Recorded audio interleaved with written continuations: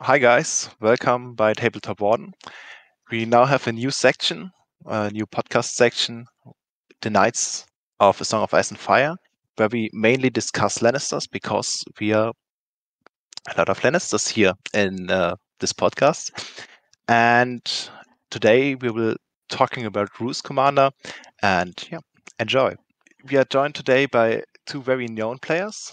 First, we have Brett Lanfer, US Nationals champion, and yeah, if you are in the Song of Ice and Fire community, you maybe heard this name. Hi, Brett. Hey, Yannick, how you doing today? Not so great. Maybe you guys heard. I'm a little bit sick. Yes. Nothing extremely special, but yeah. Hope you're doing also fine. Yeah. And our second guest up is Micha, also known as Psychopath, a very strong player from Germany. Also, maybe another player from there will join us in the next podcast. And yeah, welcome here. Yeah, hi guys. Yeah, and because my voice isn't that great, I would say, Brett, go ahead and introduce us to the Lannisters. Yep. So I think essentially the goal of this podcast is we're going to give a little bit of a basic overview for what the Lannisters do, why they're pretty popular, and I think they have some mixed success according to the stats, but some of that comes from them being played so much. I think the three of us and a lot of people in the community agree that if you have a good solid plan and a good solid list, Lannisters are definitely capable of winning just about any game, and it's because their play style focuses so much on control, and they achieve control through a number of things. They give you units that punish you for attacking them, like Lannister Guard. They have the Red Cloaks are a new-ish unit to the game. They are similar to a long-range unit, but instead of shooting, they're just blasting you with panic tests. This can be a problem. It can be an area denial. And then, of course, you've got their control by way of cards like Intrigue and Subterfuge and Counterplot. They've just got ways to shut down the things that you want to do. So when you bring all of those things together, the Lannisters do a lot. They can be offensive. They can be very defensive. They've got reactive abilities. And suddenly they do a lot of healing. So I guess if you guys want to just dive right in, we'll just do a really quick look at the cards. I think most people have had them played against them or have played them at some point. We'll just kind of go over, if they're really good all the time or kind of situational. So we start with Intrigue and Subterfuge. This card, I think I've played the game since 2019. You guys have played it at least equally as long. So you can probably agree that as this game develops, as we get new NCUs and new pieces, this card has only gone up in power. Towards the end of 1.6, this was such a good way to get around Walder Frey. It was one of the few ways to get around Walder besides Varys NCU. And it hasn't changed in this version of the game either. This card is clutch in the mirror match if you can shut off Joffrey. It's clutch against Free Folk on their tempo terms where you can shut off Styre. And it's very, very good against Night's Watch if you can stop Jayor from going to get the cards that he wants to get, and then you slow down their tempo.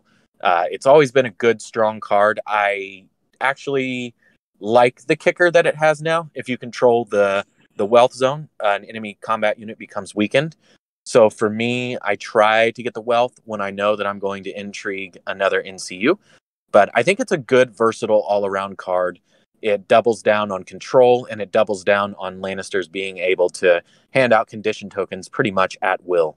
Do you guys have anything to add or something I might have missed? I want to add something about the kicker. I really like the kicker when I play against opponents that have their tempo turn or their double turn, because most of the time they activate or use their strongest, most offensive unit at the end of the last round. So they will, consume the weaken token they have. And then in the next round, at the start of the next round, they can attack without a weaken token.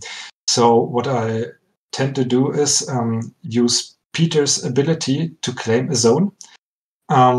before the opponent has the chance to activate, count as controlling the money bags and then play Intrigue and Subterfuge for their claiming the sword to attack me.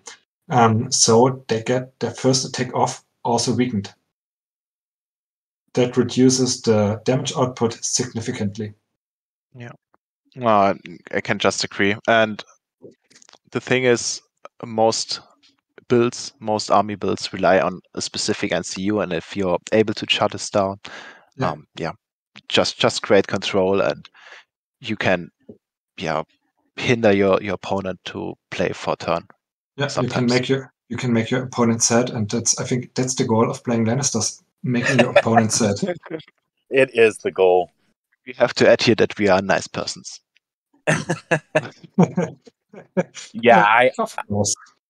I absolutely agree with both of you guys are saying. I think the tendency with the 2021 meta is a list that's built around one really heavy hitter, or one, I call it your hero unit. One unit that's going to be doing most of your lifting, and then you've got an NCU, and there's so many of them we won't bother to go into them, but you've got one NCU that's built around all the rest of the pieces, and being able to take those away is huge. So we go on to Lannister Pace's Debts. This is substantially better than its 1.6 version. I think often in 1.6 it was just discarded. But that was a different time, so we won't go into that.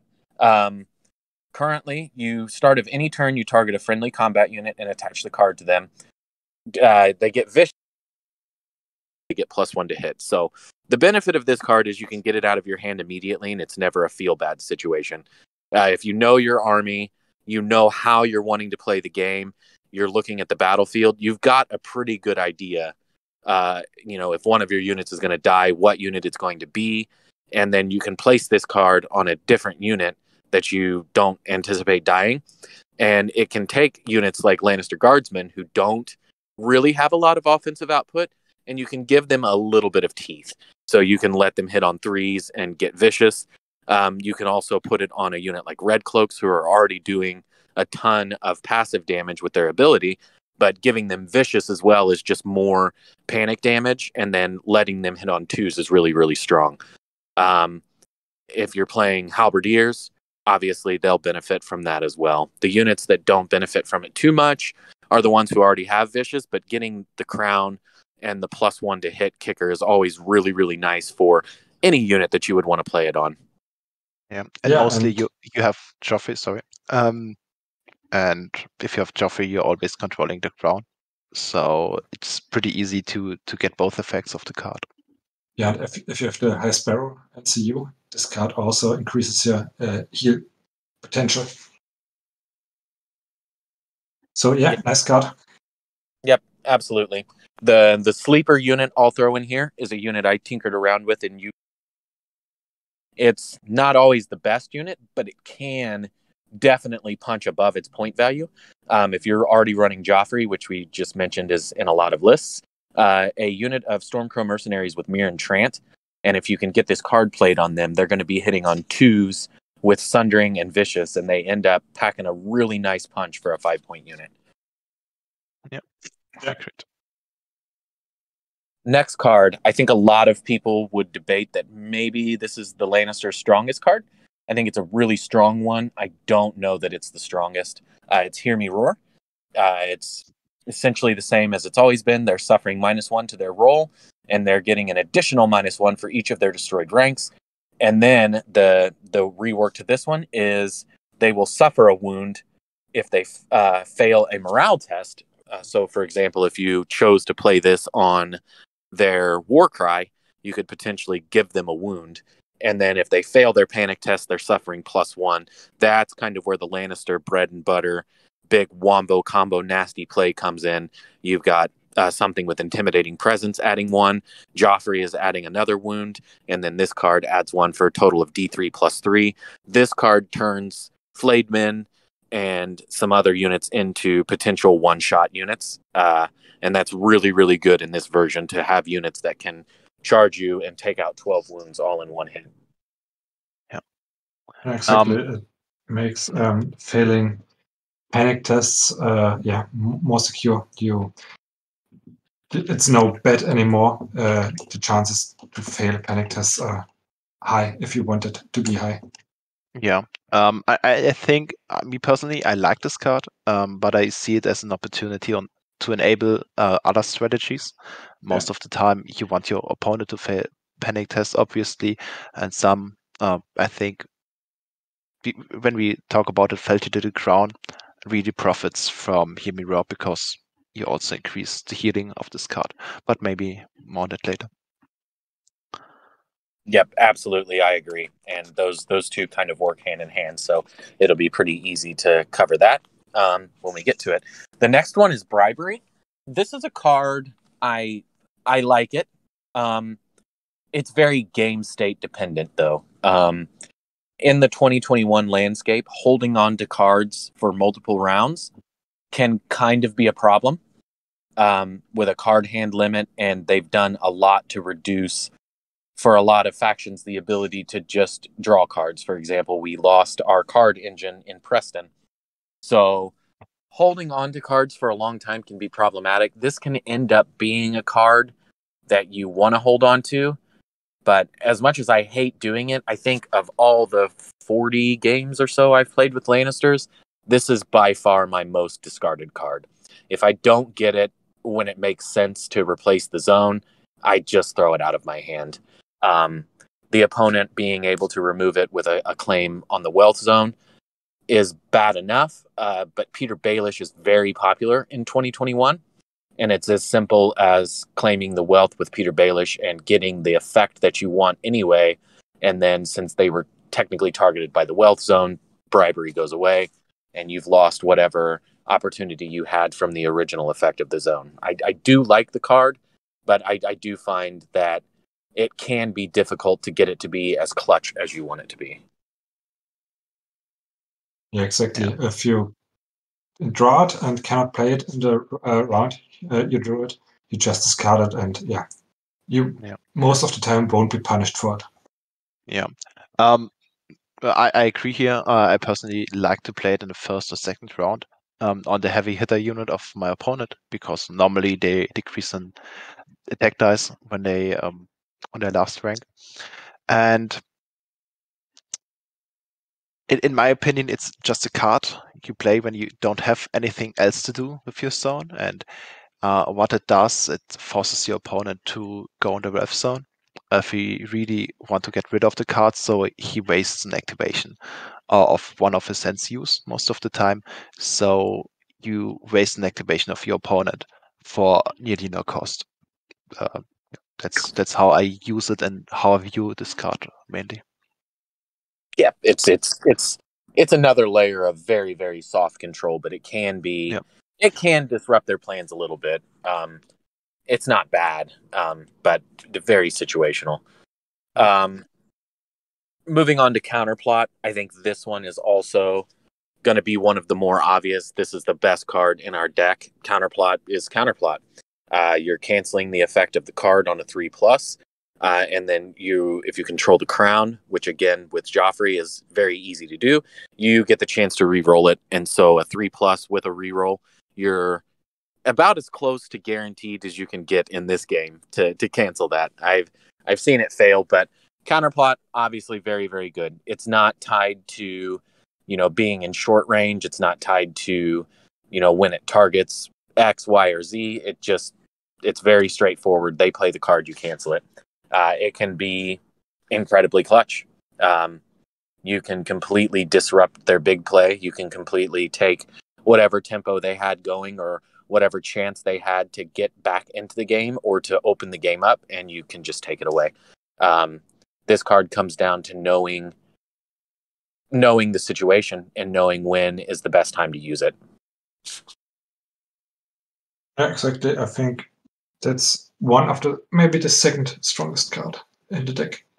Yeah, I totally agree here. And the problem is you need a little bit of game knowledge to know when it's best to use it. And I think players who are newer to the game will struggle with it. And it comes over time. Just play the games and after you played a list or a commander or a certain faction a few times, you will know what's strong, what's their best at this certain situations, and when you need to play counterplot. And for me personally, it's just a psychological tool to pressure your opponent to think twice of what he's doing and if he wants to rely heavily on cards. Yep, agree. Another layer of control. And then we get to Fealty to the Crown. This one has gotten substantially better, I believe. It's essentially just adding healing, but now with the range for the healing being long range, it actually opens it up a lot. It used to work only in short range, and it used to work only on infantry. Now it works on anything, including your Flademen. And the long range is really, really strong.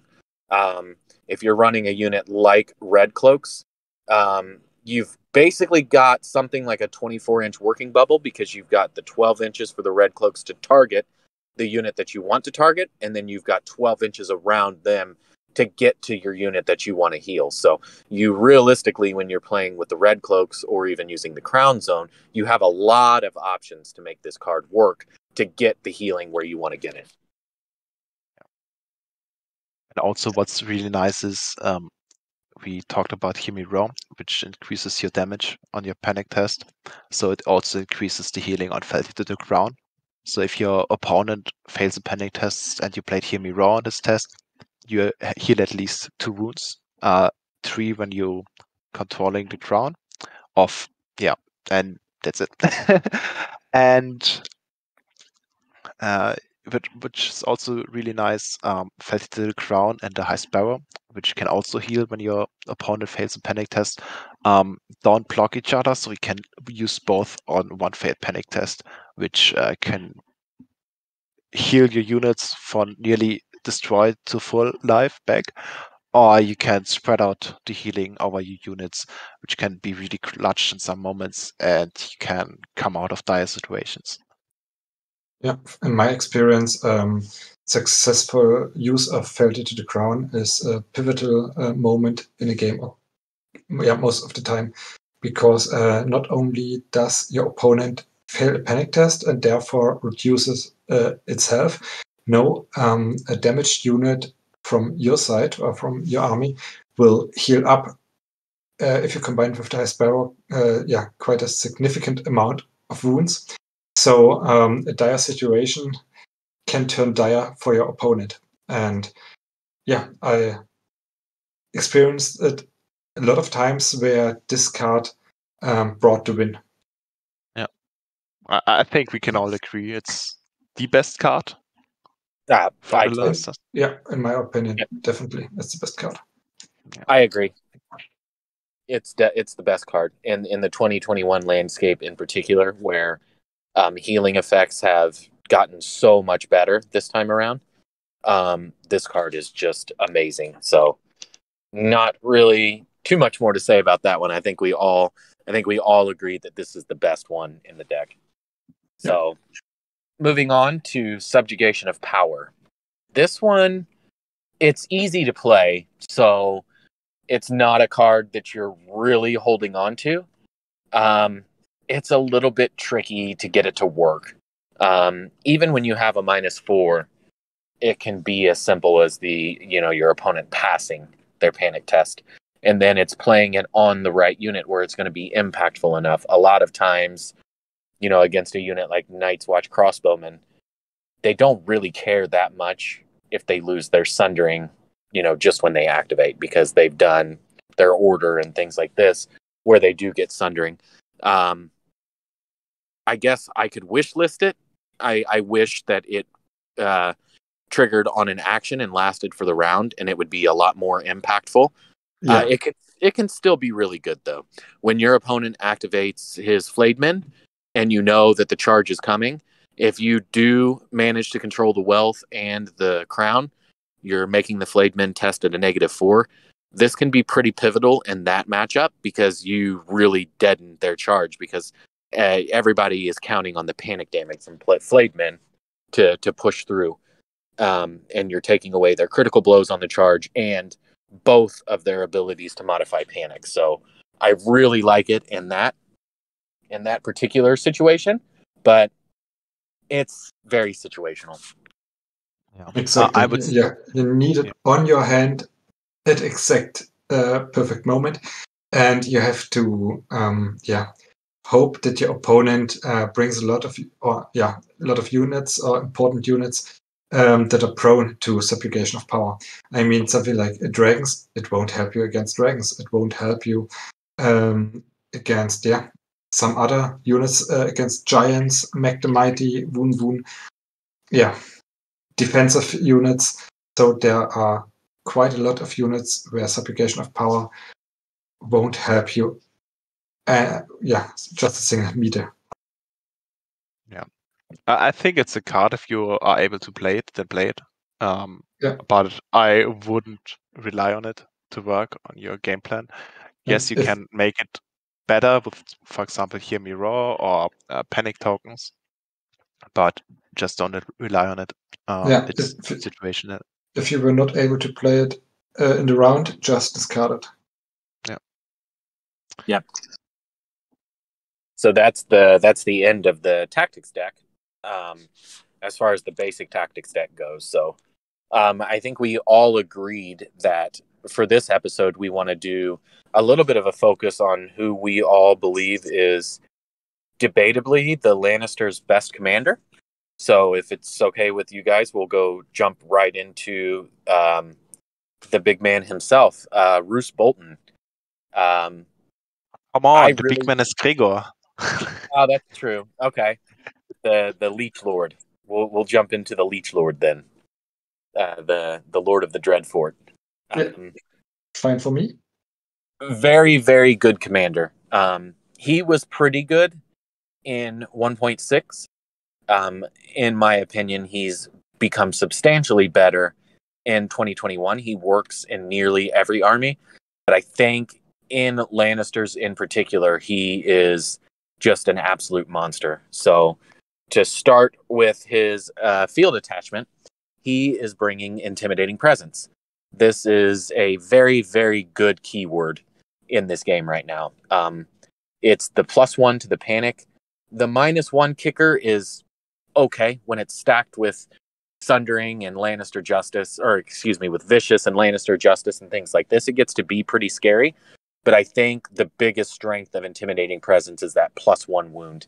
You're guaranteeing at least 2 wounds from a failed panic test and up to 4. Of course, Lannisters have ways to amplify that and make it even nastier. So he brings that, which is universally a very good ability. And then he also brings Spread Fear. Spread Fear is really good. You can get it by taking the Bolton Flayer attachment. I think a lot of times you don't see Bolton Flayers because some other 1-point attachments just work more. They synergize more with the list in general. But getting Spread Fear from Roose's commander, you play Roose because he's good, and then you kind of start to see, hey, Spread Fear is actually really good, and it can end up causing a lot of damage, in particular because you're causing 2 different panic tests, which gives you the opportunity to trigger a fealty to the crown with the High Sparrow, and then you can trigger Fear Keeps a Man Alive off of the second panic test, and that is just a ridiculous amount of healing in 1 turn. We were talking about turning the game upside down with High Sparrow and Hear Me Roar, but with Roose's ability, you can turn it up a notch even more and heal even more wounds. Yeah. The cool thing is you want to play around Panic with Lannisters in general. There are few builds around High Sparrow, which doesn't rely on Panic that much, but most of your tech pieces in your army want your opponents to do panic tests, force additional panic tests. Intimidating Presence helps with that immense, and also Spread Fear. I don't think Roose is the only unit with Intimidating Presence in your army mostly, so you can increase the damage and the probability that this ability does damage to your opponent with other tech pieces in your army, and that's just great. what I really like about Rose is that he's a defensive commander, so you can easily stick him into a defensive, cheap combat unit, and place him on an objective to score 2 points each round.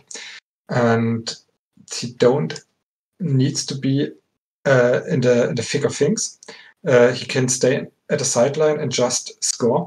And if an opponent chooses to go after him, he always have the ability to beat this opponent, that unit, because you need a lot more points, or a unit that's a lot more points worth than Roos's unit.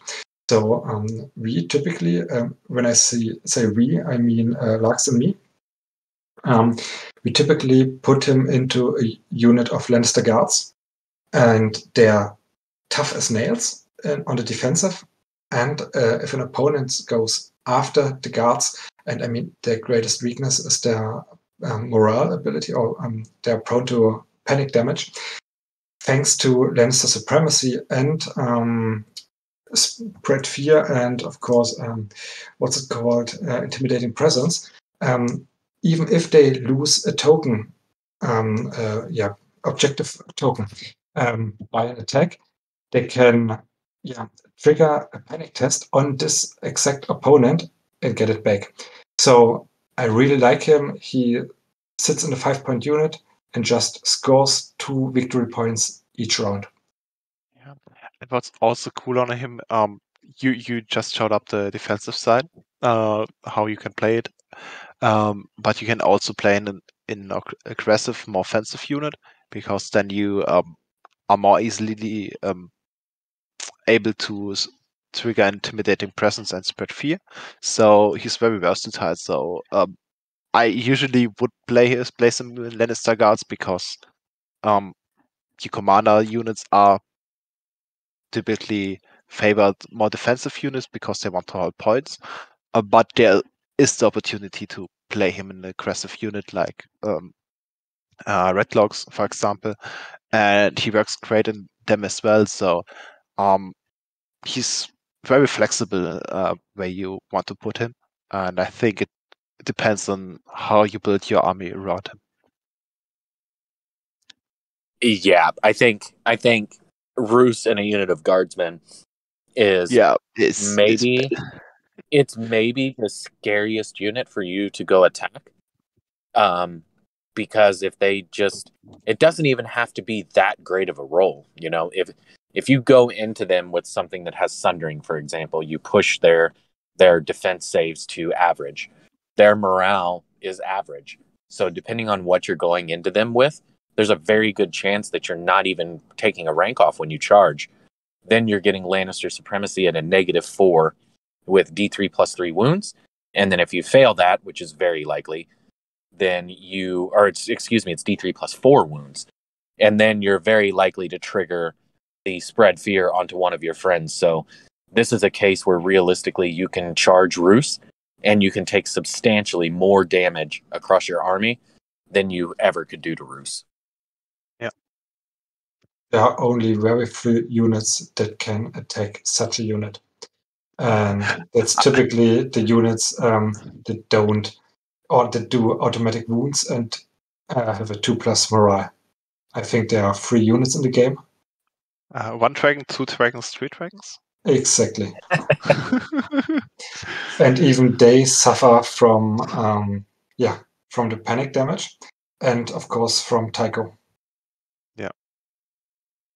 Yes, totally absolutely. Agreed. So moving on to his cards. So we see his commander field presence is very, very strong. And then we've kind of discussed, Yannick, you said you like him in Red Cloaks. I like him in Red Cloaks as well. It's a toss-up between Red Cloaks and Guard. It depends on the rest of the supporting cast. But his tactics cards, we start with a flayed man has no secrets.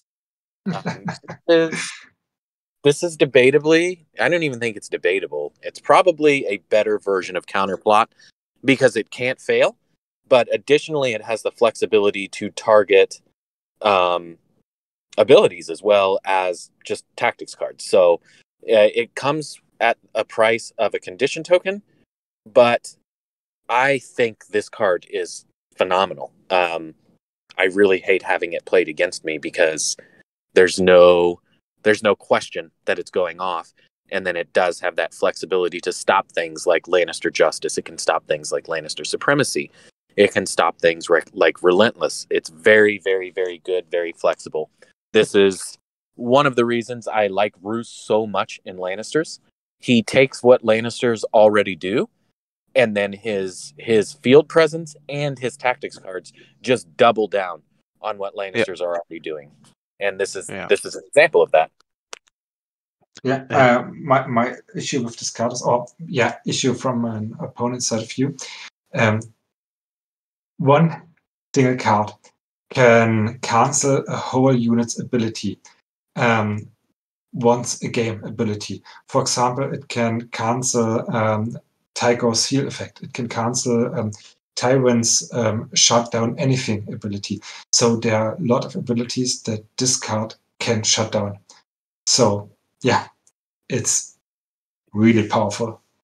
Yeah, and also maybe some of you who listen to this podcast will say, yeah, you need a condition token, but you're playing Lannisters, so you have Nancy with Pycelle, who can hand out weaken tokens when he activates and goes on the tactics board, and also you have the Poor Fellows with the Champion of the Faith, who has Warcry, so you're most likely to get 2 condition tokens out of this champion, and so you normally have a condition tokens with a long range you can just take and use it for this card. Yep, and it's another reason to have some more respect for Intrigue and Subterfuge, because it can provide a condition token as well, in addition to Pycelle. It just helps so much to get those condition tokens out, and because Lannisters can essentially do them at will, it's not really a feel bad to spend that condition token in this army to cancel that effect. Exactly. If you play Lannisters, you're often in a situation where you cannot put any more condition tokens on your opponent's units. Yeah, I've seen that happen before. Yeah. Yeah. Okay. The next one, right along the lines of Fealty to the Crown. This card is so powerful, so good. Fear keeps man alive. This one, unlike Fealty to the Crown, does not have. So this is a case where Lannisters are really, really smiling, because we have Lannister Supremacy, which can cause, potentially, if you count Joffrey, we can do 8 wounds with Lannister Supremacy, and you can turn all of those 8 wounds suffered into 8 wounds restored. That could be a 16 wound swing. Now, even plus or even 9 wounds when you count Lannister, no, not Lannister, just Human Raw. Oh, yep, you're right. Up to 9 wounds, yeah. So that's up to 12 wounds healing with Sparrow. Yeah. Yep, it's absolutely nuts. If you're fortunate enough to spread fear on that as well, and have a fealty in your hand as well, you could do 16 that you heal. Yeah, absolutely nuts. If you have this card in your hand, you can recklessly charge forward your Flayed Man. Yeah, absolutely. Also, you normally want to heal the unit which is most valuable to you. Mostly it's your commander unit or your Flayed Man, if you're playing Flayed Man, which I would highly recommend with Roose. And so both of these units are potent units, so both profit from this card. So just great synergies. For example, also with the Flayed Man, with Intimidating Presence and Wishes. It's just great. I wouldn't expect that every time you play this card you heal 8 or more wounds. But even if you just heal 2 or 3 wounds, it can make the difference, because all of your units only have 12 wounds at maximum, so even 2 wounds is huge, and it can make the difference between having a ranked or not, or between dying or not dying. And it can just prolong the time where units are on the field. And if your units are on the field longer, your opponent needs to invest more resources, or you can do just more things with them. And I think that's great to have. And just another tech piece to do this. It's the second best Roost card. Yep, it's very, very, very good. As you mentioned, particularly in the 2021 landscape with how important commanders are, your commander is always going to be Bolton affiliation, so they will always benefit from this card. So, his next card, Whispered Threats. This is another example of soft control. It's not flat out denial, but it does punish you for playing the game. So when the NCU activates, if they claim a zone, you get to target an enemy combat unit, they become vulnerable. Then you target an enemy combat unit, they become panicked. You can put both tokens on the same unit. So this, again, it just doubles down on what Lannisters are already doing. They're already controlling, they're already manipulating, they're already, to some extent, they're punishing you for the choices that you make. And then this just adds to it. It's essentially, the result is going to be a successful Warcry, which you probably already have. This can be a case where you're running Pycelle, and you literally have all 3 tokens on every unit on the table, and they're sad. Yeah. To be honest, as long as we talk, I think we are bad people now. No, we're good people. Yeah, but we're doing bad things. We have the money, we dictate history, we are good people. Yeah, okay, that makes sense. All they had to do was it's just like in the game. All you have to do is leave the Lannisters alone, and none of that bad stuff would have happened. The Lannisters were the good guys. They just were ruling, and then everybody had to come in and try to mess with them. And then that's how we got this game. Exactly. Yeah. And a little advice for all the people playing against Lannisters and against this card. Typically, the Lannister player will play a unit with Warcry. If he has at least one attachment with Warcry and plays Whispered Threats, just ignore it. Place your NCU on the tactics board and be fine with it. It won't change anything. You will have the vulnerable and panic token on your units, even if you don't set your NCU on the tactics board. It doesn't matter at all. Yeah.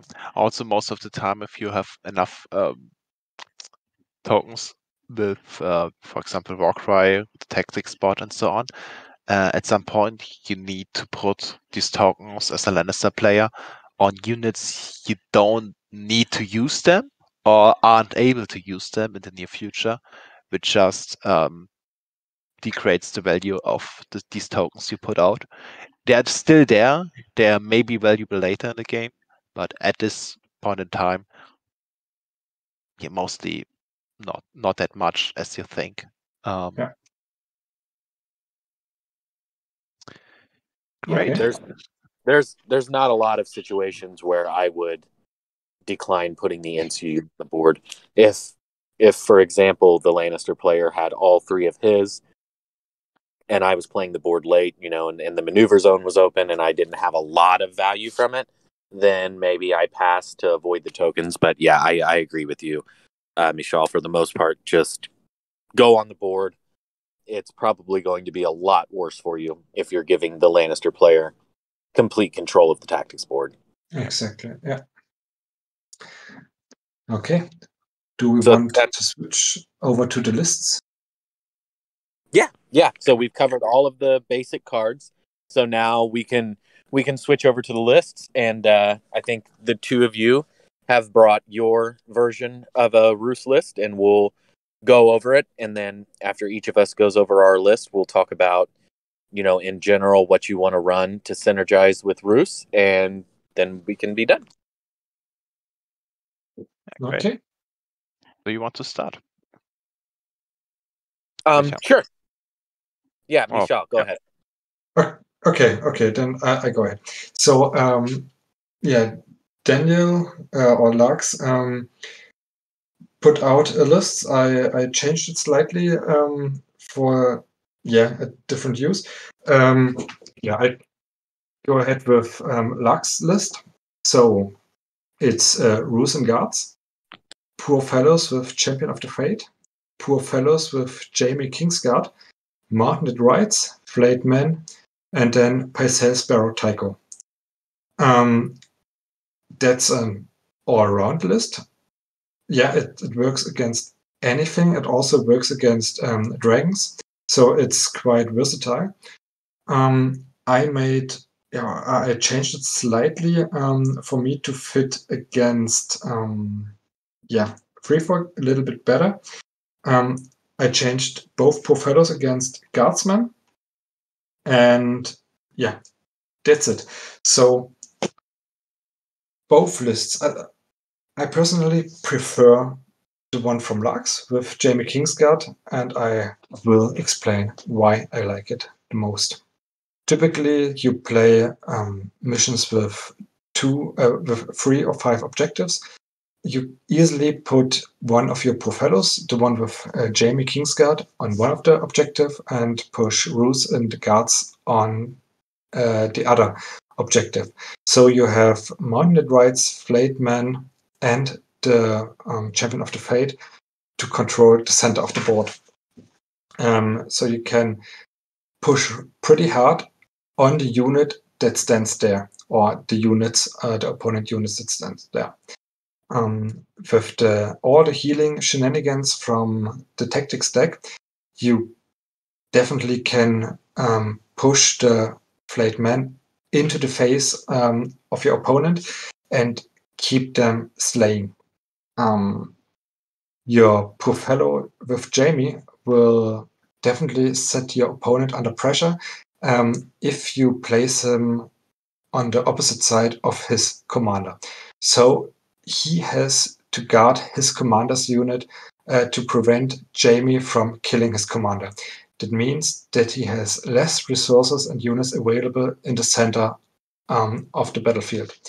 So what you do is you just crush him with your Flayed Men, maybe push in the Mounted Rights on a weaker unit to get away with the panic test, to increase the damage of the panic tests, or to block an important, for example, a unit of archers or something like this, and just grind him down and score 2 points with Rules every round, and score another point with the Poor Fellows with Jaime on the other objective, and contest the middle one. And most of the time after round 3, you have beaten your opponent in the center of the table, and that's the win for you. And we tested it even against very panic-stable armies, so against a High Sparrow list with 3 Poor Fellows and 2 Warrior Sons. This Ruse army has enough panic modifiers, to crush even good morale armies. Yeah. It's just all of your modifiers just stack up really, really well together. The intimidating presence in 3 of your units is just enough to get out enough damage and threaten your opponent. Yeah, and with a Flayed Men has some secrets. You prevent the opponent from healing, so you can block Tycho, and that's your win. So the opponent has no chance to come back. If you have one important enemy unit on low health, you most of the time will kill it, especially if you add additional panic damage or modifiers with Hear Me Roar. So you're quite safe to say you kill one specific unit and the opponent cannot do anything against it. And even if the opponent plays something like Mac the Mighty or a dragon or something like this, you will come on top of them because you have Tycho to heal yourself. You have the Sparrow to heal your target units, that will be or that are attacked by the dragon or by Meg the Mighty. So you're quite safe. Yeah, pretty solid list, I would say. Quite control heavy. Also, I really like Jamie in here, because threatening your opponent's commander is, I think, pretty huge when you're deploying. And I think, what's most of the time what I experience is that people underestimate the deployment before the game. And with Next Duelist attachment, you can just control where your opponent will go with his commander, and he has to live in constant fear that you just deploy Jamie on the other side, right in front of his commander, and it's just another control tech piece, I would say. Yeah, and next important thing is that Jamie also has a Counter-Strike. So a lot of units will really suffer if they try to attack the Poor Fellows because you push out a lot of weakened tokens. And yeah, even if you play against other Lannisters, they can't attack you with Poor Fellows because they will lose the fight. If you play against Free Fork, nearly everything that will attack you, except for automatic hits, like they are done from Spearwives, they will die over time. So it's quite a very solid unit. It's for 6 points. It's one of the best and most versatile units that Lannister can muster. Yeah, Yep. I agree. Actually, that's a really good tech piece. It's something you can also play in other lists. I think this unit is not specific to Rus. It's also good in other commanders for the Lannisters, and like you said, just very versatile. Yeah, but it adds to the defensiveness. So you have Yeah. only one really offensive unit, and that's the Flayed Man. And all your healing, most of the time, all your healing will go into the Flayed Man. And all the other units just delay your opponent, or the Mounted Rights will pick very specific targets, but the Flayed Man will do the work, and all the other units just threaten the opponent, make him not attack them because he's afraid of losing the fight. So yeah, it's a list where you only have bad decisions. Yeah. And attacking the Flayed Man is also a bad decision because the Lannisters will out-heal the damage. Yeah, I think we can say that Lannister, especially in a Rus commander build, are able to heal more than any list in the game right now. Maybe Night's Watch have a shot, but So Greyjoys are maybe Greyjoys are on the same level, but Greyjoys go down in ranks and wounds much easier than Lannisters do.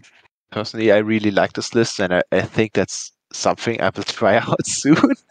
Personally, I didn't play Rus that often as you do. I personally played him in Redcloaks, like I said before. Also in Flayed Man, Mountain Net Rights, Poor Fellows with Champions, Poor Fellows with Champion, High Sparrow, Joffrey, and either Pucelle or Tycho. I switched on Pucelle at some point for Tycho because I have 2 champions in this list, and it's a little bit more aggressive. It does not play as good in 5 objective scenarios, because your commander usually wants to go in the middle and want to be in the fight with this list, and scenarios where you have 5 objectives and your commander usually is placed on one of the outer objectives, a little bit more back. You have problems to get the most out of the Red Cloaks, the most out of his aggressiveness. I think it's just a little bit. It has a different purpose. Yeah, I think your version sounds really good. You said you've got double Poor Fellows with Champion of the Faith. Yeah, double Poor Fellows.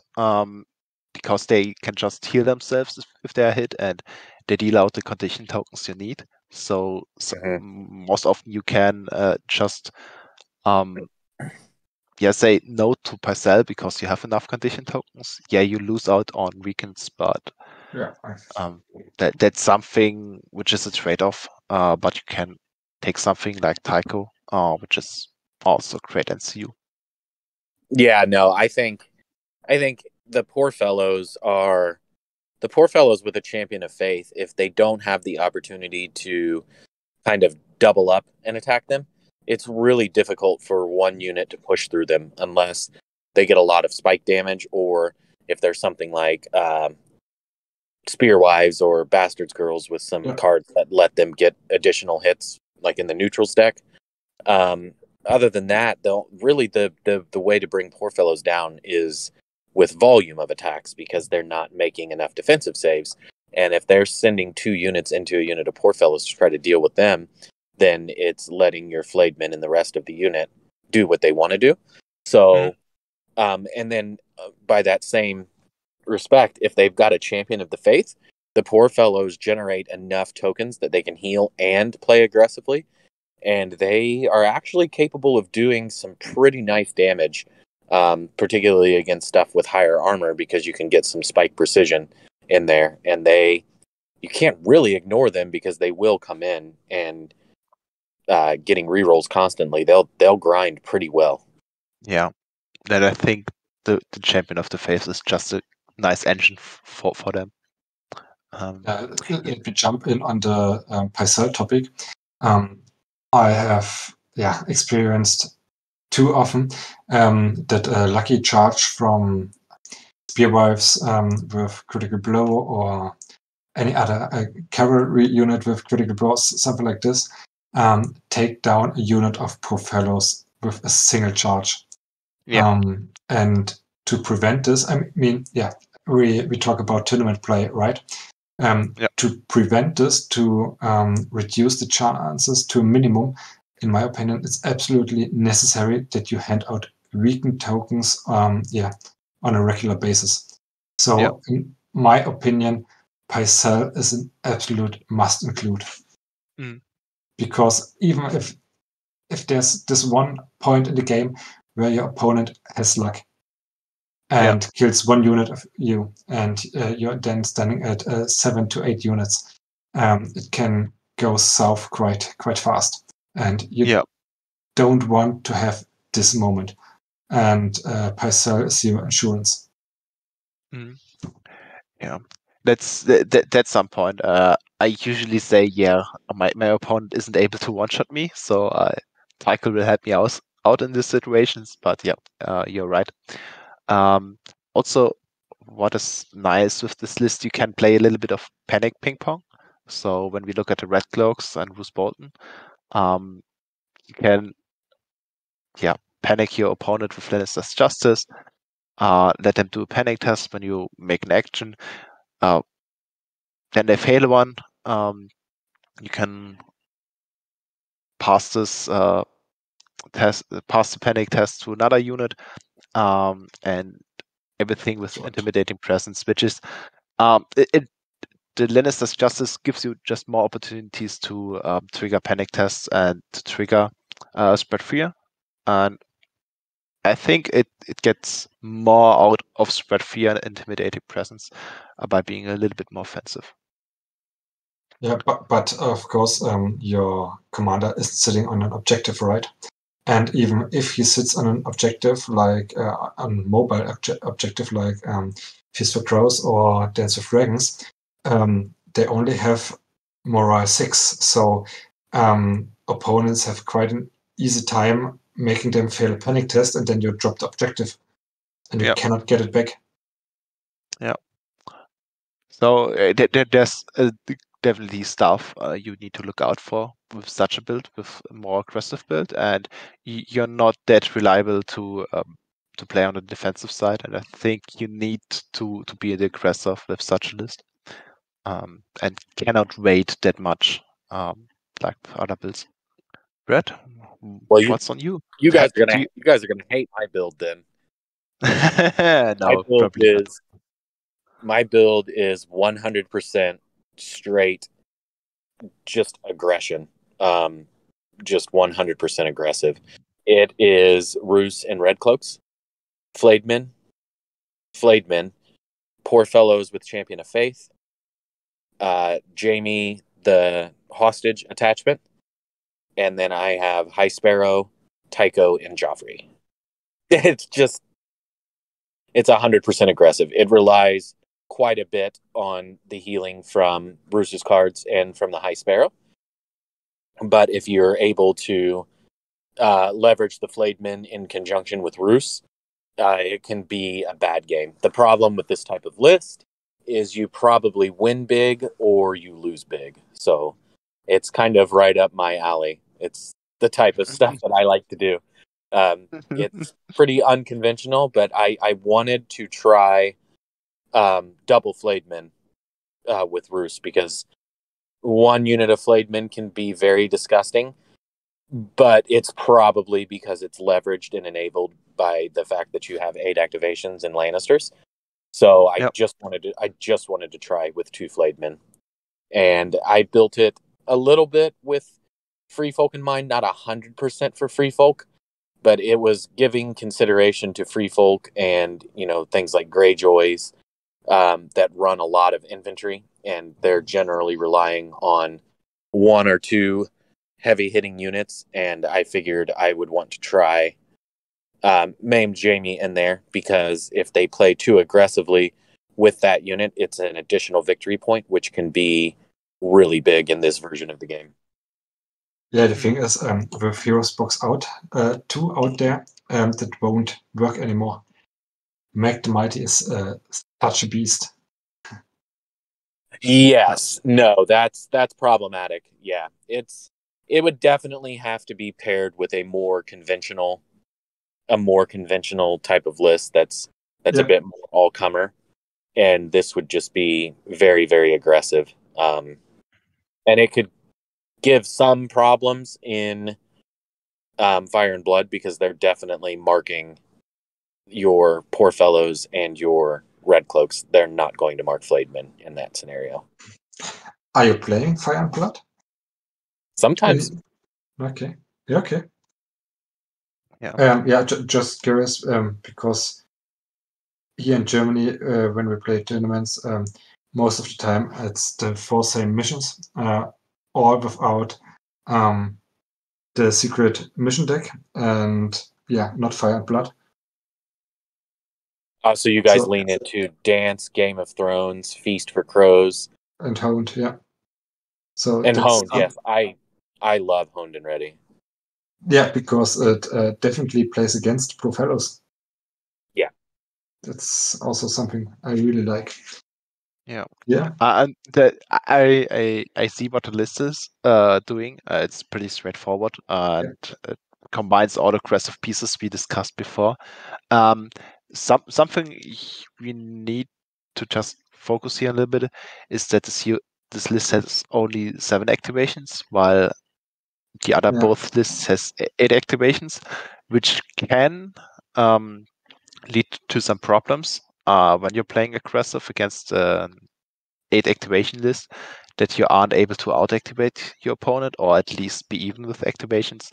So you don't have as many tempo turns, or don't have the ability to dictate the tempo of the game, because your opponent can stall your activations.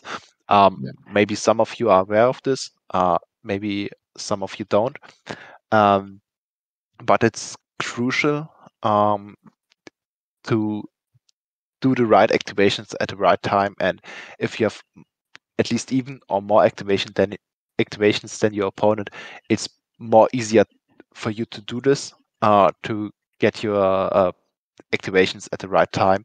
And it can work with lower activations, but more often than not, you need to be pretty aggressive and to reduce the activations of your opponent to even it out and get an advantage, because then you have better units. On the other hand, Flayedmen can take a beating.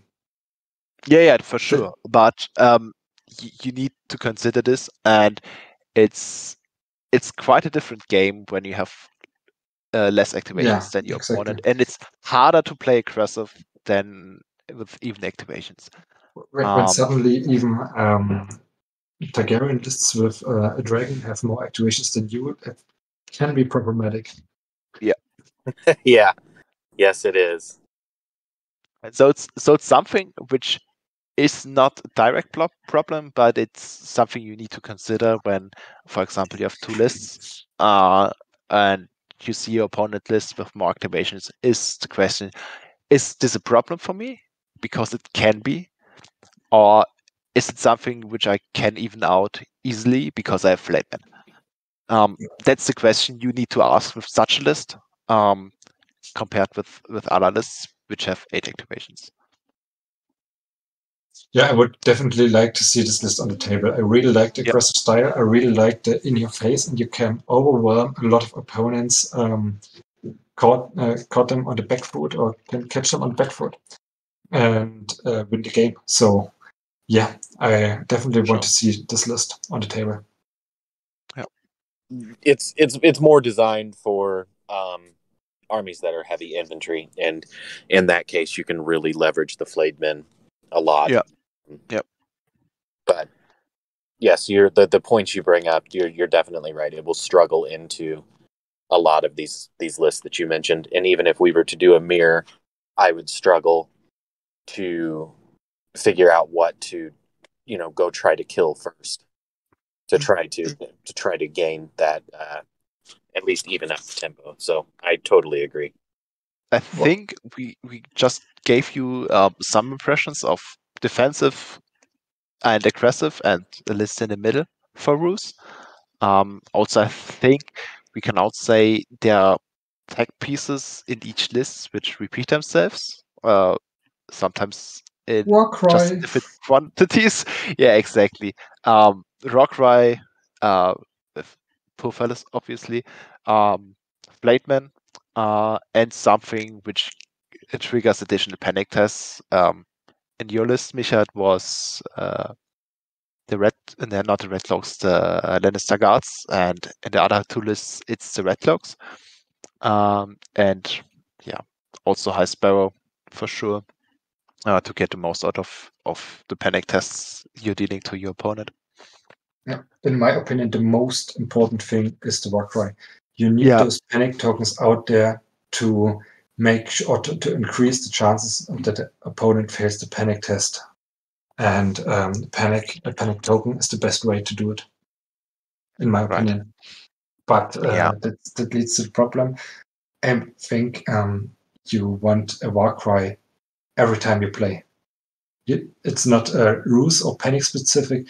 You just want a Warcry whenever you play. This 1 point attachment, it's just an auto include. It's always your first attachment you include in your army. Yeah. And it's a little bit sad. Yeah, because you're at least bound for 4 points in your list to one specific unit you mostly play. And even if you don't play panic specific lists like Hespero, then you especially play Profilers with champions. Yeah, it's just a well-rounded combo, and it's not specific to Lannisters. It's also shows up in other armies. Targaryens with the Blood Riders, She-Bears in the Starks. Both are units with Warcry, and I think every faction has Warcry now at some point on the other. And mostly units or attachments with Warcry are just strong. And that's a reason to play them. I think there's nothing more to add here. Bruce is just a great commander, and the Lannisters in general, just play them. Be good people. Thanks for listening to this podcast. I hope it wasn't too long and not as the usual Tabletop Warden podcasts. And we try to do podcasts over the Lannisters more regularly now. Just the first one, but there will be some in the future. Maybe we have a fourth person in here soon, maybe on the next one. And yeah, just talk a bit more about Lannisters, because at the moment we all play them and we are quite enjoying them. I hope you like them as well as we do. And yeah, see you next time. Thanks for listening. Bye. Bye. Do you really need to discuss anything about Lannisters again? I mean, we discussed both fellows, we have discussed Red Cloaks, Blade Men, and Rules Commander, so that's it, right? That's all what Lannisters have.